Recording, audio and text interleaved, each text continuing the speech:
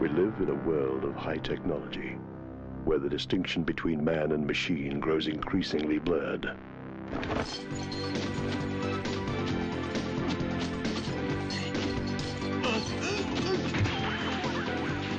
She was a cop, one of the best, until a madman's bullet brought her world to a violent end. They had to rebuild her, implanting her memory into the body of a cyborg.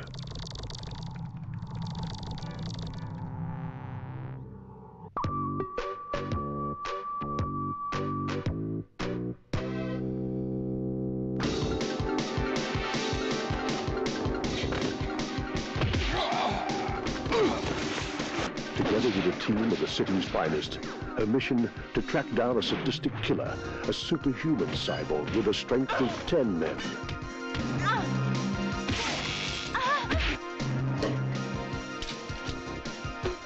Before he can fulfill his goal to conquer the world.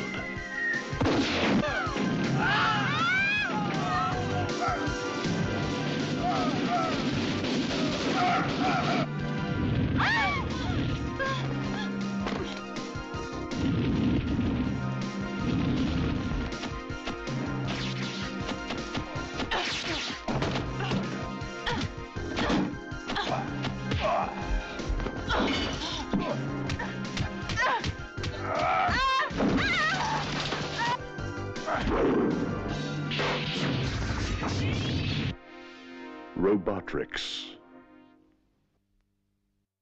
Des robots, des nibards et du kung-fu. Voilà ce que vous aurez au programme du film Robotrix, sorti en 1991, pure catégorie 3, pur film populaire d'exploitation, typique des années 80-90 à Hong Kong, réalisé par Jamie Locke. Jamie Locke, réalisateur dont j'ai pratiquement vu aucun film. J'avais vu déjà auparavant Docteur Vampire, qui est un film, un gosse kung-fu comédie un peu original, un peu moderne, un peu sympathique, on va dire.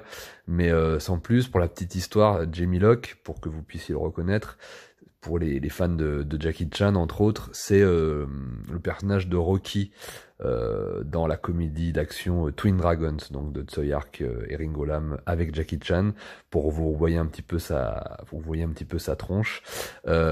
C'est pas un grand réalisateur, il fait des films popcorn, moyens, à regarder entre potes. Voilà, là, Robotrix, c'est un petit peu sa pièce maîtresse, c'est un petit peu son grand classique. Il était sorti en France à l'époque chez Metropolitan dans la collection Hong Kong Boulevard avec je sais plus quel film en bonus. Il y avait 2 films et moi je l'avais vu à ce moment-là, et là je l'ai redécouvert grâce au coffret, à la réédition de 88 films, hein, la boîte d'édition qui sort des pépites de Hong Kong de l'âge d'or dans des masters absolument magnifiques. Alors évidemment, moi à l'époque quand j'avais vu Robotrix, j'avais trouvé ça sympa, mais à la limite du nanar, c'est toujours le cas. Mais là, dans une version pareille, de très bonne qualité, dans un très bon master, ça fait plaisir. On redécouvre complètement le film. Et vraiment, la qualité des films qui ressortent de Hong Kong fait un peu plus gonfler leur qualité artistique propre, même si là, on n'est évidemment pas en présence d'un grand film artistique. Mais c'est toujours stylé, ça rappelle une époque, c'est un petit peu dans la nostalgie, et ça fait très bien le taf. Si vous êtes avec des potes en mode soirée pizza bière, nanardesque, c'est très cool. Voilà, on est vraiment dans un nanar. Il y a des scènes érotiques avec des gros nibards. Il y a 2-3 scènes de baston réglées par Yuen Tak, le bras droit de Corey Yun, qui sont un peu pourraves par moments et parfois très sympathiques. On retrouve également le côté robot, hein, puisque les femmes robots au gros nibar sont toutes des robots. Donc il y a le côté robot, mais un petit peu de tout cheap, quoi, tout voilà, de très mauvais goût. Le film est très mauvais goût, un peu cheap. C'est fait avec les moyens du bord, comme à l'époque à Hong Kong, mais c'est très sympa. Et on a un Billy Cho qui interprète une espèce de Terminator. On est clairement dans l'inspiration Terminator, qui est un grand mec, parce que Billy Cho c'était un grand mec qui était un boxeur professionnel, donc assez baraque, et qui a vraiment le physique d'un Terminator. Donc voilà, il incarne une espèce comme ça de Terminator. Le film pompe autant dans Terminator évidemment, Robocop, Reanimator, vous allez voir plein de pompage ou d'hommages de films américains des années 80-90.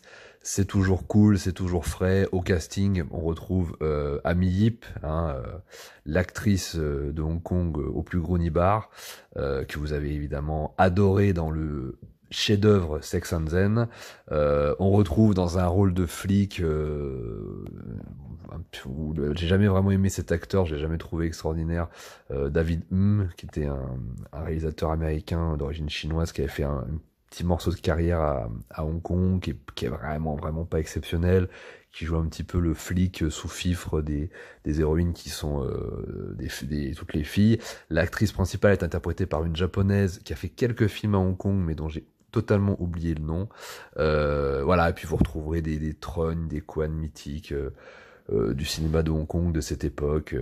Voilà, c'est un film que je conseille uniquement pour les fans de cinéma de Hong Kong, ou alors les fans de bis ou de cinéma d'exploitation des années 80-90. C'est très frais, ça fait vraiment le taf. Vous allez pas avoir un grand film, mais vous allez avoir tout ce que je vous ai dit au début de la vidéo, à savoir du kung-fu, des nibars, des robots, voilà, très cheap, avec des décors en plastique, des trucs voilà qui font. Mais on est toujours dans cette vibes de film hongkongais rigolo, qui va jusqu'au bout de lui-même et de ses idées, qui se prend pas la tête. Et voilà, c'est la petite recommandation du jour pour que vous puissiez passer un bon moment entre potes en mode pizza bière. Voilà, je vous embrasse, je vous laisse là-dessus et je vous dis à très bientôt. Prenez soin de vous.